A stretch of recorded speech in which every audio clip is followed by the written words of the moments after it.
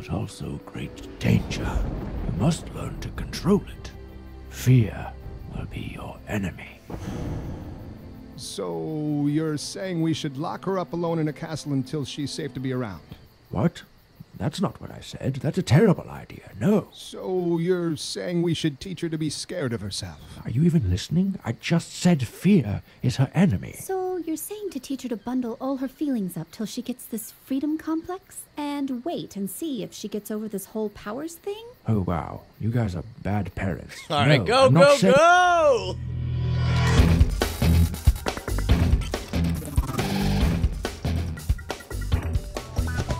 Ladies and gentlemen, welcome to Cordkillers. Our mission is to say we don't care what devices you use. We don't care what your dogma is. We want to help you figure out how to watch what you want, when you want, where you want, and on any device you please. And I'm Tom Merritt. Hey man, I'm Brian Brushwood, and I resent the kind of people who say, you gotta tell me what box to use or what configuration or which clouds to trust. We don't care, we're agnostic. We accept you the way you are. We just think you're like us. You wanna watch things on things, however you feel like those things. And I'll tell you what, exactly. And today we're actually very excited because one of the ways we've been telling you about to watch what you want, where you want, when you want it, is Aereo, the service that's available in several cities across the United States that takes over-the-air broadcasts, micro antennas, sends them from your individual antenna over the internet to you, has some DVR functionality. And joining us today is the CEO of Aereo, Chet Kanojia. Thank you for joining us, Mr. Kanojia. My pleasure to be there. It's really exciting that we're having you now because I'm sure you're very excited. I'm not sure if that's the right word for the upcoming Supreme Court hearing starting April 22nd. As much as a person can be. Yes. Now, you guys have been on our radar for a very long time. Back when we were doing our previous incarnation of the show, you know, we had talked about the several different businesses who came along and very much were retransmitting other people's signals. They were violating, if not the spirit of the law, certainly the letter of the law, and a lot of them were knocked down. We talked about all the way back to the Zadiva days where they would use the same DVD to play for different people. But in this case, from the very beginning, once Aereo showed up on our radar, it was very clear that the entire process was designed from the ground up to satisfy both the spirit and the letter of the law. With that in mind, were you guys surprised to see the challenges that you're running into now? And if so, when did it become apparent that it was going to end up being a Supreme Court case? You know, I don't know if I would say we were surprised. We were expecting controversy for sure. You know, it's a big industry, as you note, and the default reaction is to shut things down. But, you know, we kind of went around and talked to all these broadcasters, told them what we were going to do, why we thought it was, as you said, you know, totally compliant with both the copyright regime and also the intent and the general sense that consumers want alternatives and choices. And it was in tune with the spirit. But, you know, nothing happened for 6-8 months. And the day we announced that we were going to launch the product in beta, that's when we got sued. So it was obvious that they were going to take that particular path at that point. So are we surprised that we're the Supreme Court? You know, everybody sort of thought that this was a big issue and there was some chance it might happen. And we obviously, as you guys know, acquiesced and agreed to go to the court, which is pretty odd for a winning party to do that. So, you know, we figured it made sense as a business strategy to try to put an end to this basic issue around public performance in the highest court, just because, you know, we've raised a lot of money, we've invested a lot of money, but it's an infrastructure company. It's taking on a massive challenge, and we'll probably need hundreds and hundreds of millions of dollars at the end of the day. So it made sense to get some more, you know, clarity for everyone's comfort as we proceed. Now, for those who are still unclear of what Aereo does, as I mentioned, they take micro antenna, and rent them out to people who are subscribers so that they are getting one broadcast from an antenna delivered to them as if it were the internet were a long extension cord, so to speak, for over-the-air, freely available broadcasts. What the broadcasters are claiming is the technology that does that doesn't matter. This ends up somehow being a rebroadcast of their transmissions because it's not an antenna, I guess, sitting locally or something like that. They'll make their argument in court. And so far, the judges have mostly ruled in Aereo's favor. The last couple of cases in the West have gone against them. But the Supreme Court case is essentially expected, if not to settle this forever, to sort of point the direction to say this is how this should be evaluated. Let's get the bad scenario out of the way first, Chet. What happens to Aereo if the broadcasters were to prevail? It's a good question. I don't know the answer to that because I don't know the scope of what that would be. So if you guys remember at the district court, so this is the New York case that went up to the Second Circuit. The relief that they had sought, this is how funny it was, the whole thing was they said, well, we don't mind the DVR, the network DVR is okay, but the idea that somehow you're watching the recording that's being made on the DVR, as you know, every DVR functions the same way. The signal goes to the disk and then you play it back to yourself because you want pause, rewind, things like that. So while the recording is being made, meaning essentially when the show is on the air, somehow that breaks the public performance paradigm. But once it's quote unquote fully time shifted, that's okay. So that's actually specifically the complaint in front of the Supreme Court is what does that statute mean vis-a-vis this particular set of facts? So it has, pretty broad-reaching implications. If depending on the scope of what the answer is it super clarifying or is it, look, if the court says, look, the whole idea that an individual can have a remote antenna for themselves just doesn't make any sense, which I feel is going to be hard to get there from here because if people have antennas all the time, then I think we're kind of done. But I think if it's some nuanced in-between thing, who knows? We'll have to look at what that is and figure out if there's still a business or not. So the fact that you guys, after being the winning party, are the ones who doubled down and decided to go take it to the Supreme Court, is that a testament to the confidence you guys feel about the legality of your product? Absolutely. So we firmly believe in the facts, firmly believe in, which are not contested, by the way. And despite a lot of the atmospherics, nobody has chosen to challenge or appeal the facts, neither at the Second Circuit level, not at the Supreme Court level.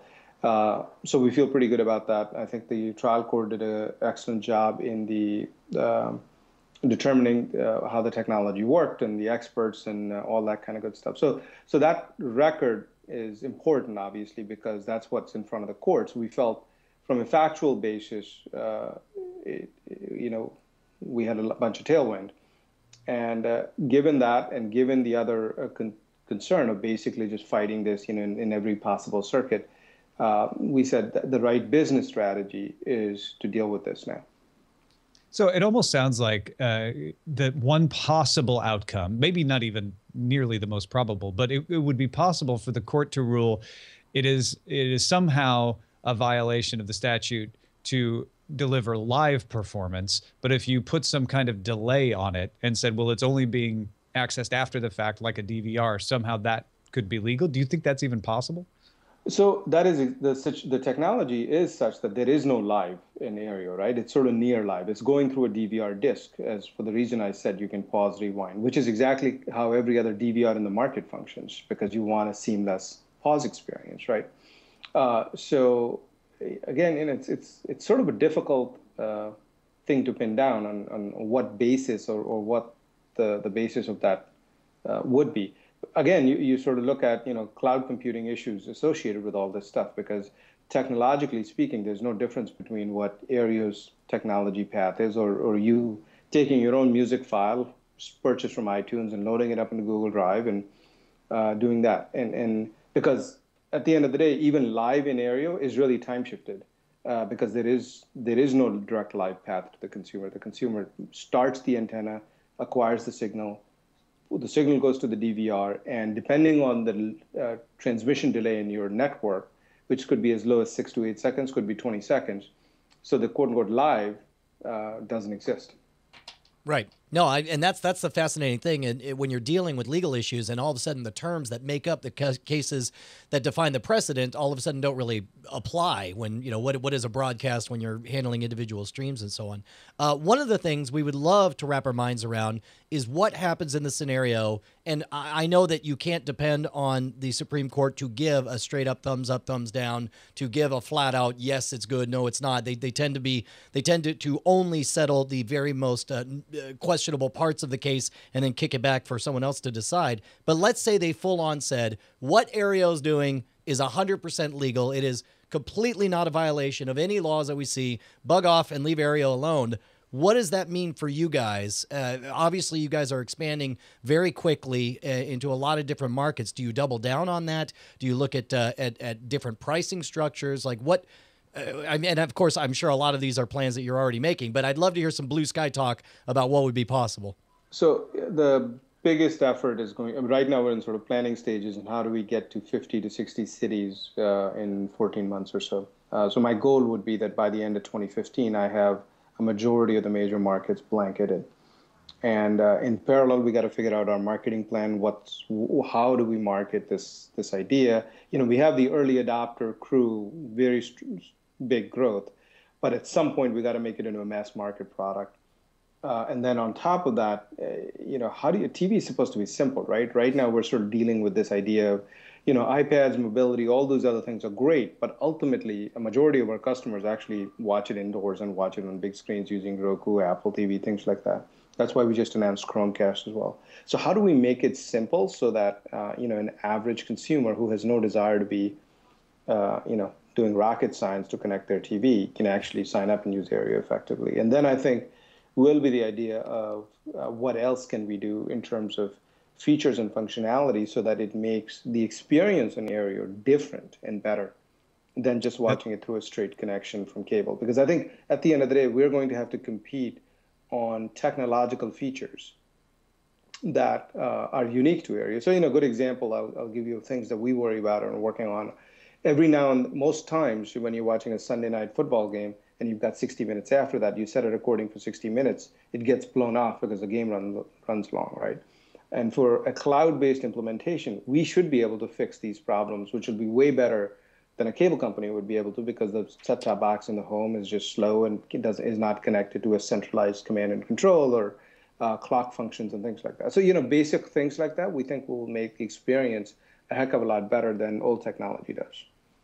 Now, there's been a lot of saber rattling from the broadcasters that if they were not to win in this court case, or if Aereo were found to be, without restriction legal, that they might pull their over-the-air broadcasting content and put it somewhere else, put it on a direct cable channel and fill over the air with something else. What do you think that's likely, and what happens if they do that? I think it's gone from saber rattling to musket tamping, right, at this point. But I was trying to look for an old metaphor from that. No, I like it. That's good. Look, they're their own business. They can choose to do whatever they want to do. But, the business practical reality is they have an increasing number of over-the-air homes, right? If you believe the NAB statistic, they say 60 million individuals.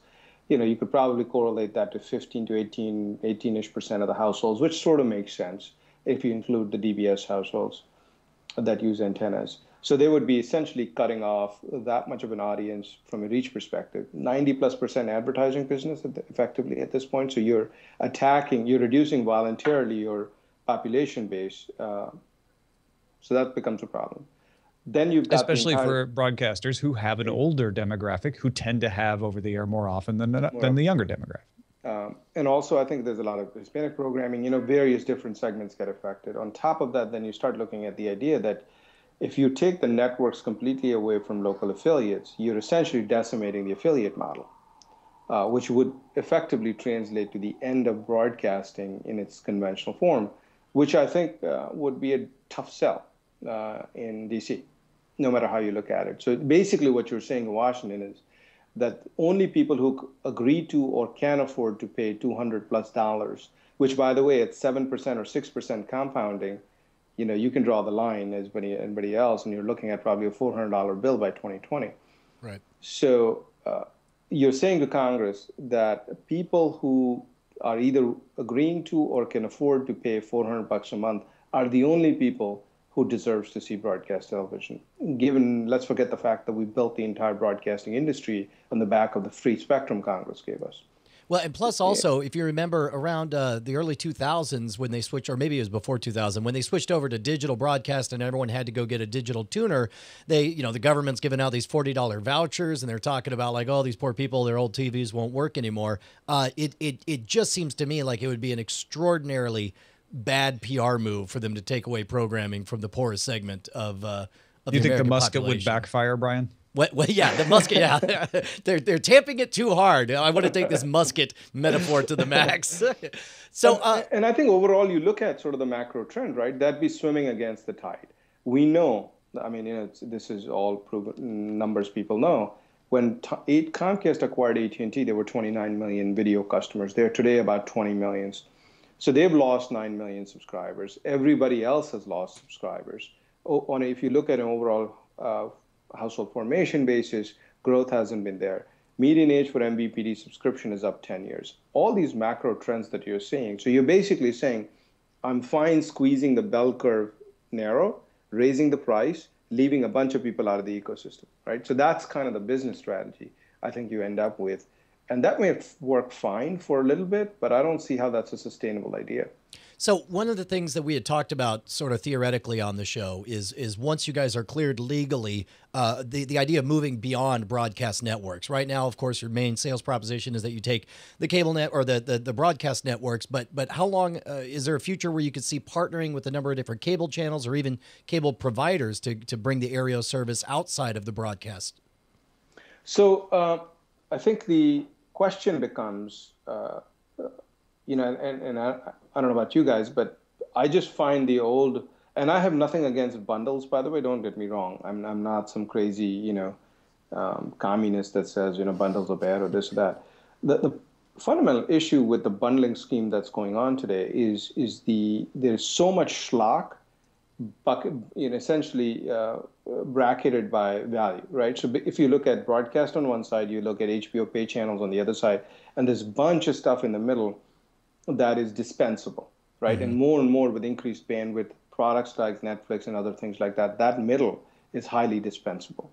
So the question I ask myself is, why on earth would I want to go recreate that bundle? Because the cable channels won't sell you anything, and they're not interested in essentially wholesale retail relationships that are a la carte or narrow, because they make so much money in the current model, right?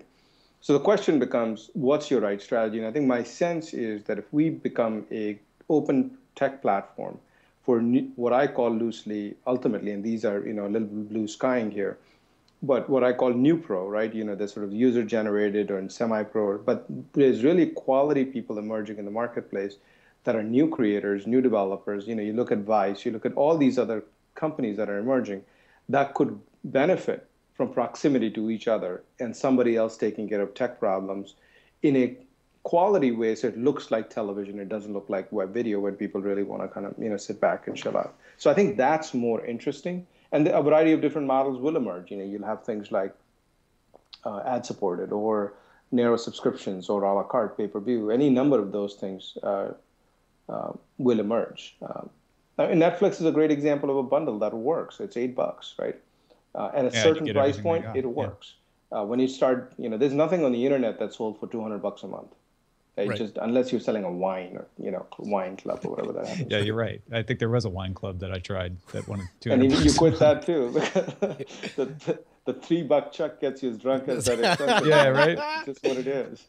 Now, so what the broadcasters are mostly afraid of with Aereo is that too many people will watch it, and they'll only make money off the advertisements, assuming that Aereo gets represented in the ratings, but they won't be making the carriage fees.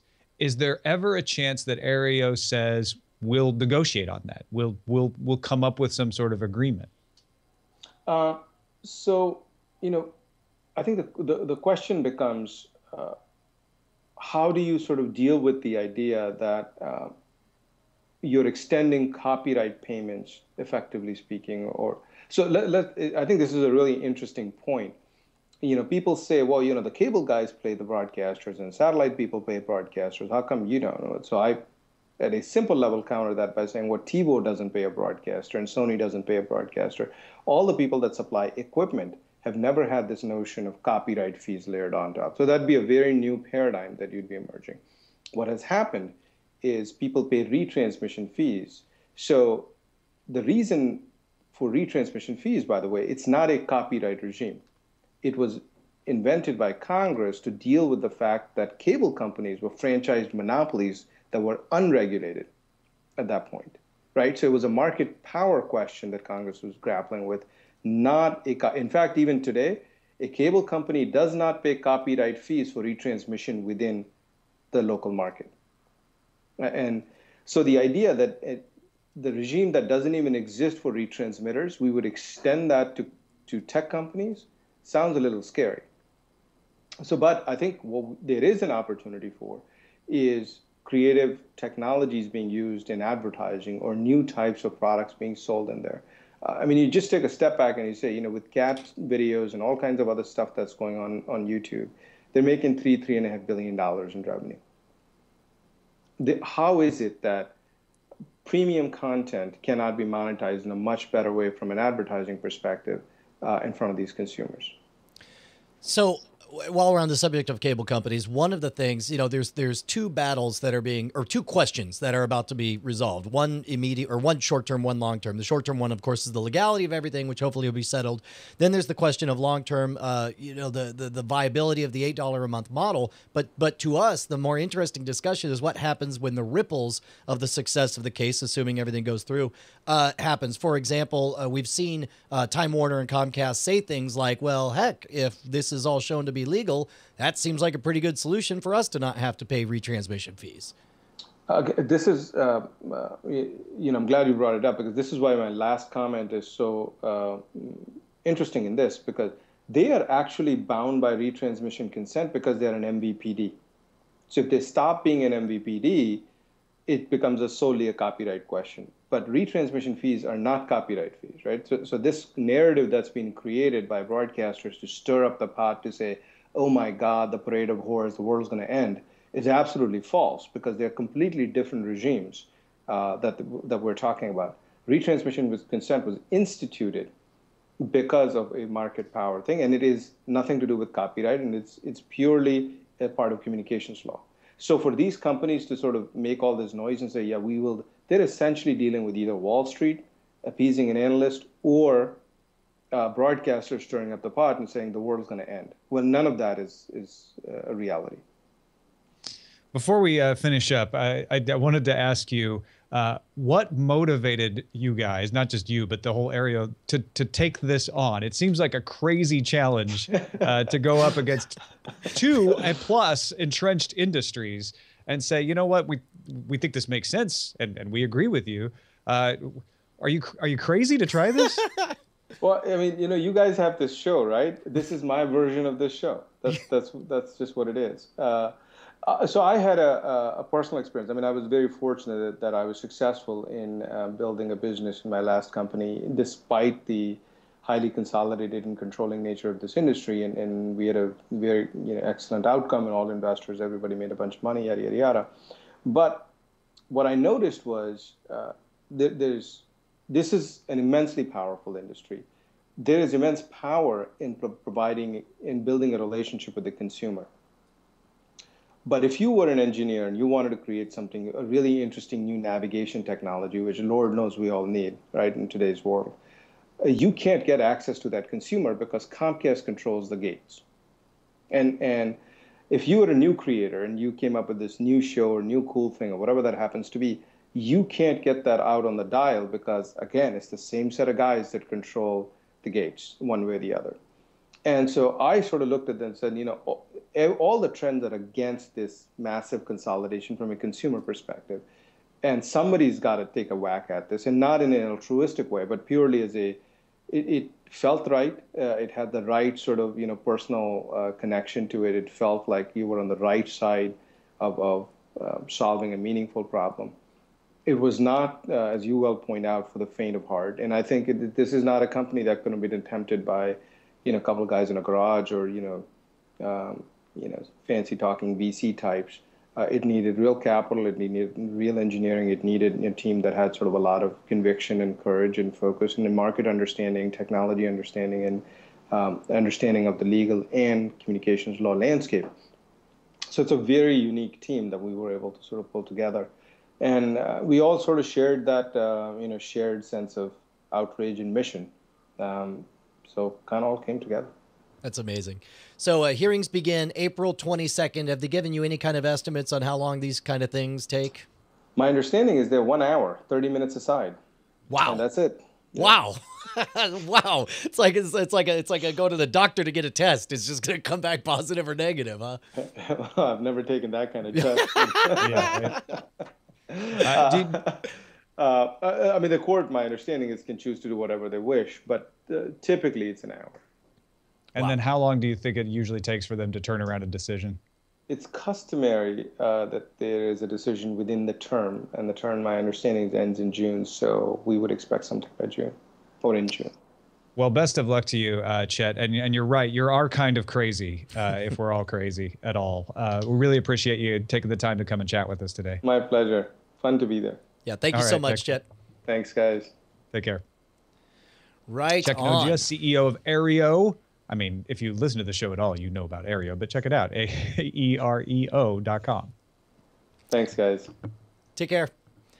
Hey, man, you want to take just a moment and thank the folks who made that amazing interview possible?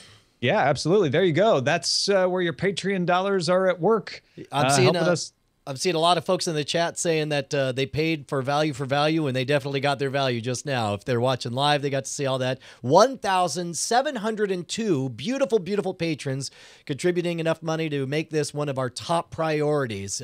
Previously, this was always a hobby for me and Tom, but you know what? We're not Apple. We're willing to stand up and say, you know what? It stopped being a hobby. Now it's our job, and it's our favorite job, and we couldn't do it without you guys. We can't thank you enough as our patrons. And head on over if you want to be part of the Patreon team to get special behind-the-scenes stuff and notes for me and I almost said another co-host, me and Tom. Then head on over to Patreon. That's patreon.com/Cordkillers. Brian, is that what you're going to say? Yep. Let's go on to signals intelligence. That's what I was going to say. That's fine. If you insist, sir. Thanks, Veronica. I see what you did there. Netflix's new rankings for fastest ISPs are out for March. And would you looky here, Comcast jumped up to 5th place, Brian. Yeah, dude. If you see that, I don't know if this is the article that has the actual chart on it showing a massive, massive jump straight up from Comcast had been declining quarter after quarter all the way down, and then all of a sudden it just giant jump on there, which you could say, I'm sure the powers that be would say like, oh, well, this is a good indicator that we need more partnerships like that. Other people might say, wow, it looked to me like somebody's running a toll bridge. Well, okay, this is what's interesting, right? January, Comcast averaged 1.15 megabits per second. Kind of DSL providers were in their neighborhood, okay? Mm-hmm. March, they're up to 2.5 megabits per second after this agreement. Netflix responds this way. This just shows what happens when you work closely with Netflix on your connection, because they're pointing at Cablevision and Google Fiber, among others, who have the Netflix Open Connect servers, available directly to their customers. No paid agreement there, but those are the ones at the top of the chart. Comcast is only 5th with this interconnect agreement. So I think what Netflix is trying to say is, well, you can do what Comcast did and be good, or you can do what Google Fiber and Cablevision did and be better. It's up to you. Yeah. All right. Well, you see, and I guess I can see that. But regardless, certainly, I mean, at this point, it makes sense. Netflix is, what is it, 1/3 of all traffic at certain peak times or something ridiculous. It makes sense to start treating them like the giant, very important pipeline that they are. And again, we're all worried about the net neutrality ripples that will come from this kind of agreement. But at the end of the day, my guess is that if you are a Comcast subscriber and nothing has changed on what you're paying, my guess is you're pretty happy that suddenly everything works and looks good. And Time Warner Cable is still wallowing down below. So, we'll see what happens if Comcast does get approval to buy Time Warner Cable. What happens with that interconnect agreement after that? Yeah, man. Dude, hey, let's gear up. Yeah, gear up. We mentioned previously about the Mohu Channels TV adapter. Mohu makes the Leaf antenna. Oh, yeah, that's right. The Channels TV adapter is a Kickstarter that funded Their $35,000 goal got them $144,000, Brian. Now, these are the guys that wanted what looked like kind of an old school, that was good camera work there. They wanted an old school television watching experience where you could have all of your different channels. And alongside of those, you'd have, and here's what's available on Hulu. Here's what's available on YouTube. Here's what's available on Vimeo, and et cetera, et cetera, et cetera. They have a very simple remote that's able to customize everything for you. I liked the promise of the Mohu. My only hesitation, as is now the default on any kind of Kickstarter, is we've seen a lot of hype and a lot of promises that did not quite get delivered the way we wanted. They're coming in June. That's what they say. I backed it. I backed it, by the way. So I should have.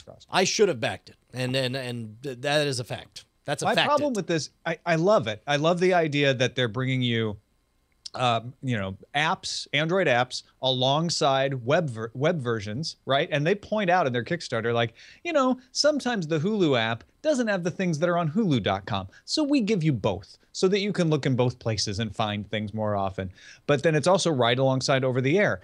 If they add DVR functionality and it has a USB drive, one of their stretch goals was to add pause, rewind up to 30 minutes of caching, so that you can have some of those time shifting aspects of a DVR, but they don't have a guide. They don't have season passes. They don't have stuff like that. If they added that, this would be perfect. But of course, there's also Tableau. There's also Simple TV, which are doing that same sort of thing. So jury's out, but I'm looking forward to trying this. Yeah, me too, man.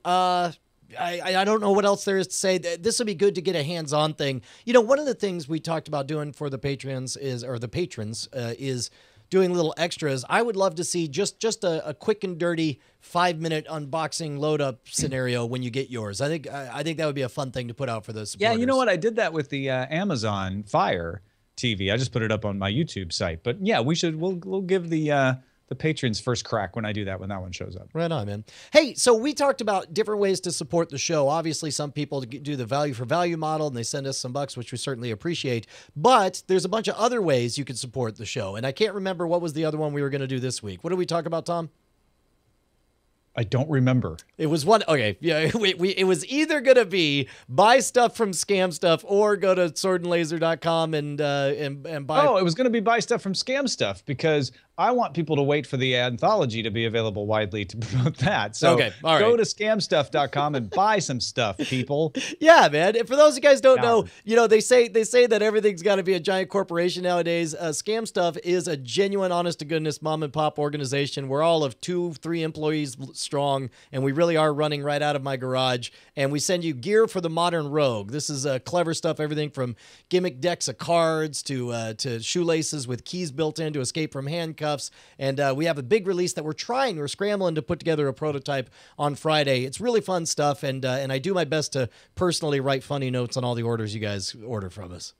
And that is kind of how we want to operate on these shows is, hey, we have other things, that we have going on that you can take advantage of and take part in that widely just supports our ability to keep doing cool stuff like this today. So if you're like, I can't really commit to a Patreon thing, there's another opportunity. Yeah, just know that it counts. If you buy some stuff for yourself, it counts towards keeping me off the road, because that's the problem, man. When I'm on the road, we can't put any extra effort into this stuff. And so, so how is your ankle, by the way? Oh yeah, speaking of road, for those of you guys who don't know, I thought I had fractured my ankle on Thursday. I stepped into a rabbit hole while running, and I felt something pop while I went down, swole to like 3 times the size, and went in. It was just a severe sprain. But hang on, I'm going to try to do some yoga here. See if you can see the awesome purple. Whoa, look at that. Oh, you're wrapped up. You're wrapped up good. Yeah, that's It brutal. looks like it's still a little big. I don't remember how it's big a your little ankle bit was swollen, before. but I'm able to walk on it now, which is nice. So. All right. Speaking of rabbit holes, we just went down one. So let's see what's under surveillance instead. It's all about location. Under surveillance.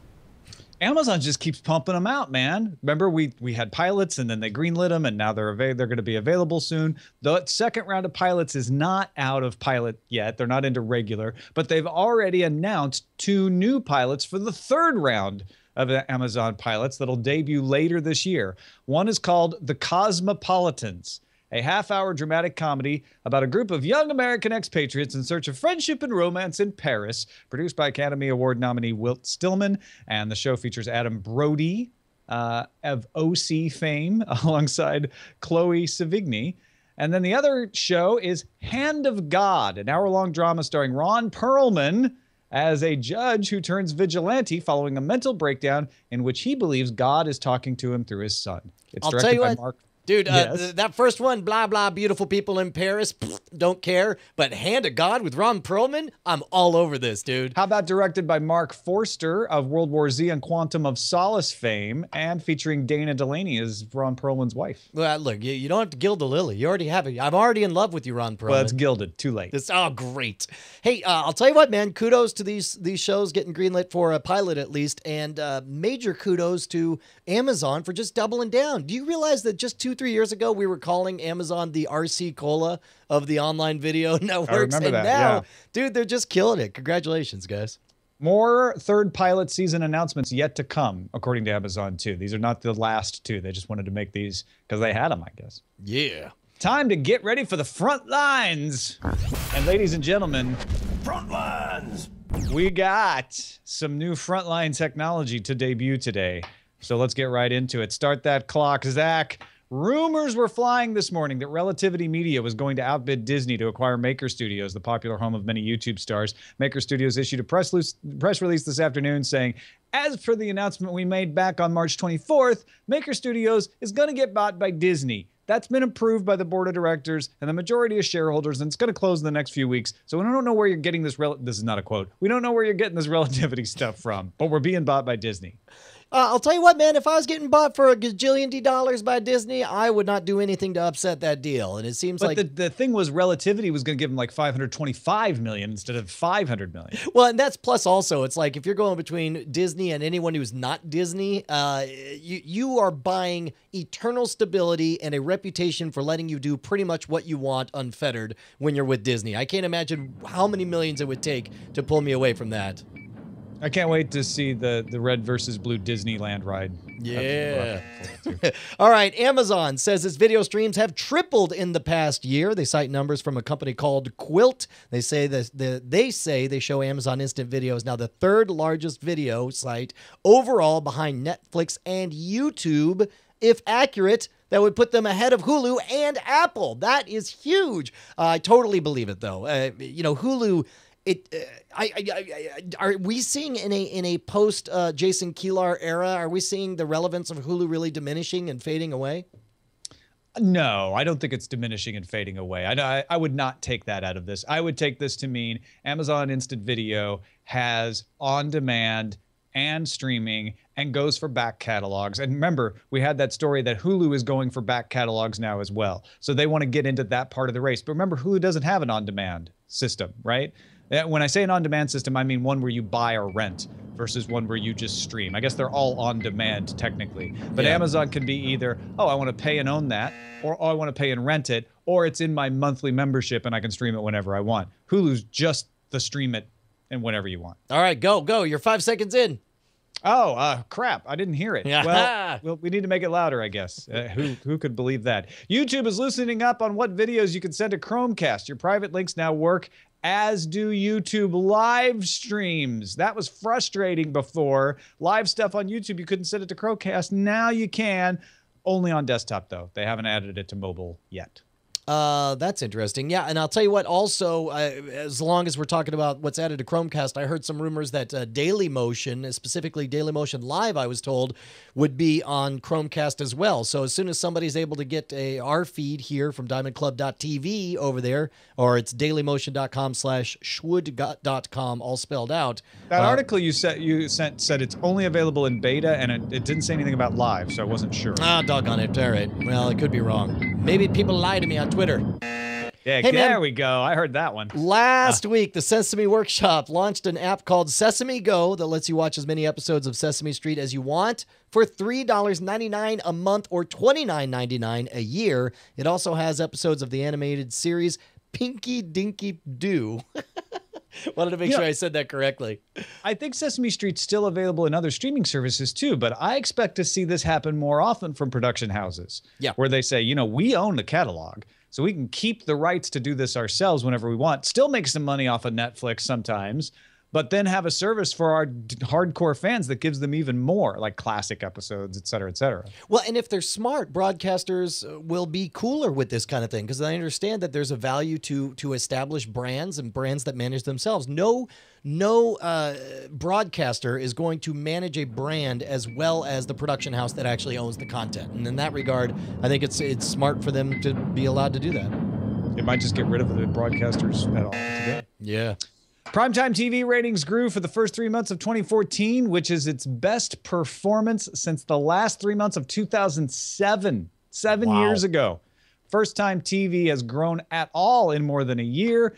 Analysts say it's probably the Olympics combined with the harsh winter that helped goose the numbers up. Oh, man, that really took the wind out of it just at the end. But I guess you also had, Sweeps Week is during that time. I can't think of any big finales the or anything. NFL playoffs, you had the NCAA tournament. But the thing is, all of that stuff happens all the time. And they have had Olympics before during quarters since 2007. Yeah. So it's a perfect storm of like a really interesting playoffs, maybe along with I think it's the winter, really. Well, and it's not like we have to have a dog in this fight and like wish for them to succeed or fail or anything. But in that regard, let's hope it is an indication that broadcasts are doing better content and not just, the same schlocky crap that we've seen lately. I agree, Brian. Hey, man, you want to check in on the movie draft? I think we should. Yeah, well, then let's do that.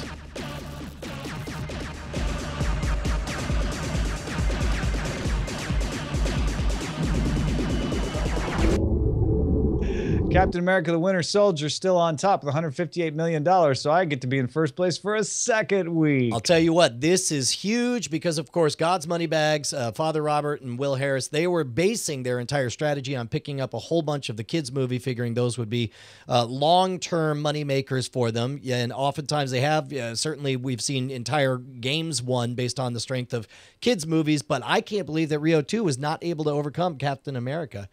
And 39 million is what Rio 2 did, and which to me is adequate. Would be the strongest way I could.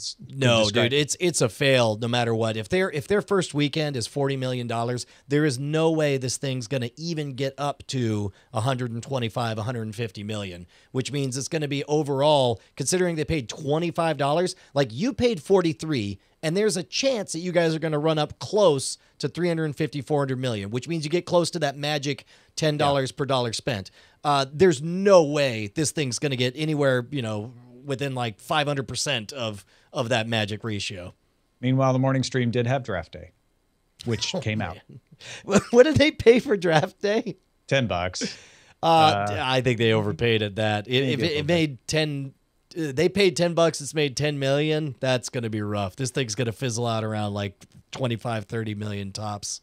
Father Robert and Will Harris, God's Moneybags team, gets Transcendence this week, which a lot of people are talking about, but not in the terms you want to hear if you want people to go see it. Yeah. And again, for the record, I think I will really like Transcendence. And I say I because I will be the only one in the movie theater watching it. I think I will be the one to say, oh, should we go see Transcendence? And then Eileen will either say, it got really panned on Rotten Tomatoes, or I want to get ramen instead. And then I'll end up having to watch it on demand later.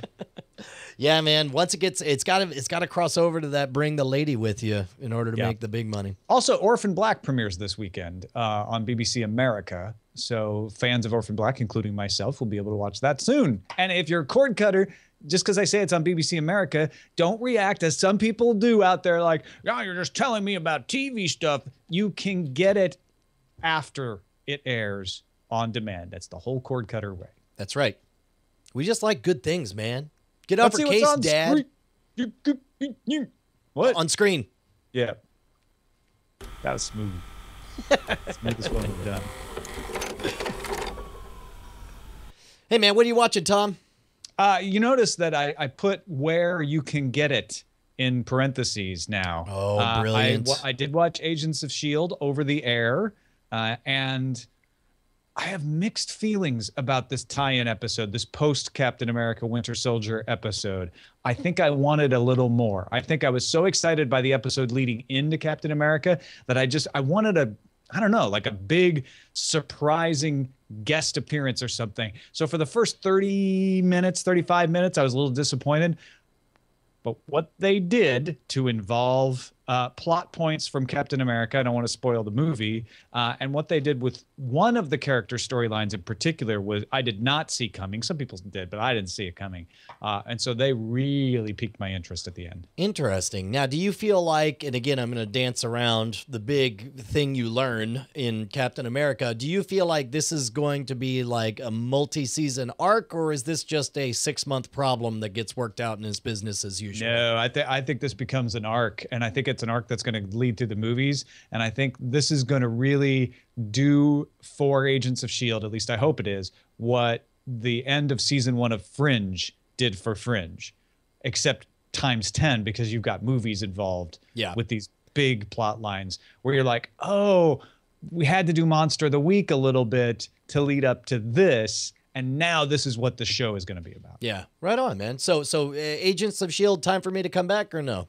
I'd say, yeah. I'd say come back. You could probably even skip the first half of season 1 if you wanted to, unless you just need to brush up on the characters. I was not very, from the pilot, I was not very in love with any of the characters. I thought it was a kind of a clumsy Monster of the Week thing, and it's like I'd much rather... I suspect I would enjoy it even more if I felt like I was missing something and that there was mysteries I wish to know more about. One interesting thing for you spoiler-averse people is this week's episode of Agents of S.H.I.E.L.D. does spoil plot lines. Not all of them, not the major ones, but it does spoil certain parts of Captain America the Winter Soldier. It just had to. Yeah. Sorry. What else? Also What else been you watching regular show on Netflix because you tipped me off that new season was on there, or season 2 was on there. I've seen about half of season 2, and I need to go back and watch the rest. But I've been trapped watching Adventure Time season 2 again because of that same batch that all came in, and because I have kids, I've watched season 2 of Adventure Time a lot. The same episodes over and over and over again. They stand up to repeat viewing. They're good. Game of Thrones, Cosmos, Archer, we both watched. We're going to talk about those in the spoiler zone, but just so you know, Archer available on Vudu day after. Game of Thrones on HBO Go with your friends, log in, and Cosmos either over the air at fox.com. And I think you can buy it if you really wanted to. And the other thing I watched was the season premiere of Mad Men, which you can get on Amazon Video on Demand.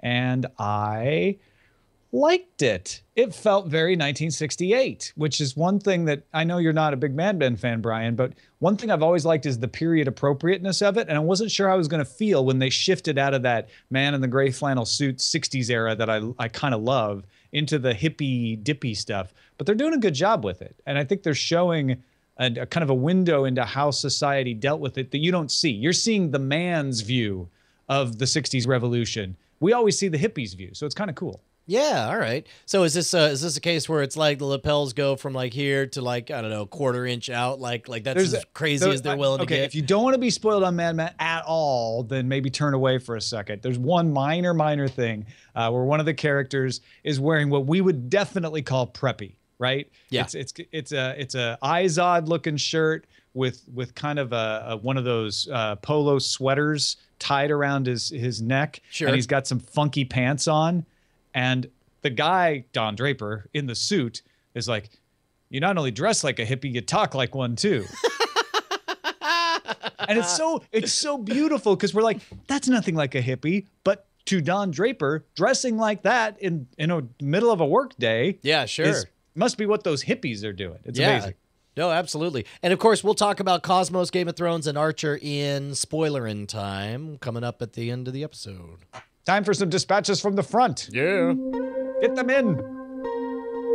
Oh, we're actually very laid back and elegant dispatches. I thought this was really cute. This one comes from DJ Diddles in the chat. He says, "Hey, Tom and Brian, want to let you know something very interesting that's been happening with my parents. Some background on them is as follows. My father is an ex-Navy SEAL turned high school math teacher, and my mom with 2 master's degrees in English literature and former teacher as well. I got them to sit down and actually watch episode 1 of Cosmos with me, to see their mouths drop, literally drop, when each knowledge bomb was explained. It was the exact thing that both of you guys keep talking about, how the old one did for you. I've followed up with them since then, and every Sunday night they sit down and can't wait to see the next episode. They're blown away every time, and my mom texts me, just dumbfounded, each commercial break. To see this from people in their 60s has me convinced that Cosmos was never intended for people who want to compare it to the original, but to be its own window into that world. They pay tribute to the original, but these are two different shows, and as such must be viewed from a new lens. As always, keep up, blah, blah, blah, blah, blah. All right, yeah, no, very, very good, Kyle, and that's exactly what I was hoping to hear, is that it's not the show, it's us. What's funny is I was back in Greenville this weekend doing some stuff, and I got to see my sister, and I asked her about Cosmos, and she's like, I love it. She's like, I love Neil deGrasse Tyson. It's just great. We really get into it. She's like, it's so much better than Carl Sagan. And I forgot that growing up, she just did not like Carl Sagan. Well, he was sort of as cool as he was in the astronomer scale, he was a pretty nerdy, cheesy. There's a reason that everyone knew to just say billions and billions in a nasal tone, and then you were doing a Carl Sagan. Yeah. So it's funny, like there's that aspect of the people you don't think of them who are like, no, I actually didn't like the first Cosmos, but this one's awesome. So interesting take on that. We got an email here from Robert Taylor for you, Brian. Yeah. Says you are wrong What? about Microsoft programming. I am not a gamer and I will not buy an Xbox of any kind. Yet I wouldn't mind seeing some of that programming coming to Xbox Live, but not at a cost of $500. I think that sets a bad trend. Am I going to need a box for every ecosystem of content? I have a Chromecast, Apple TV, Boxy Box, Popcorn Hour, Popbox, and Raspberry Pi running XBMC. I am not buying another box to watch TV, Brian. Stop making them buy boxes. All right. Well, I'll tell you what, which, by the way, my whole point was that they were not doing this to try to get you to buy the box. They were doing it as a perk to support their own ecosystem. And everyone was like, you're wrong. Why you want me to buy a box? But you know who doesn't get it? Or doesn't mistake me is Bradley Heron, who says, Tom, you're wrong. What? Microsoft is not forcing anyone to buy an Xbox One to view their content. You're forgetting about the millions of Xbox 360s that have already been sold. If they don't take advantage of the consumers that own a 360 and do not own a One, then they're doing it wrong. The 360 outsold the PS3 in the United States. That gives them a large potential viewer base without counting One owners.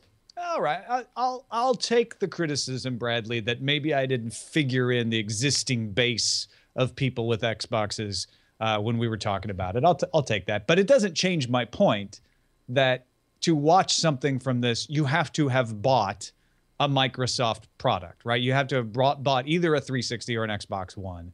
And so I'm still with Robert Taylor. It's like, make it available on Xbox Live so I can get it on at least a Windows machine or a Windows tablet or something like that. And ideally, anything I want. Just I have to have a Microsoft account, and I can watch it on any device I want, because that's what the show's all about. Yeah, that's true. All right.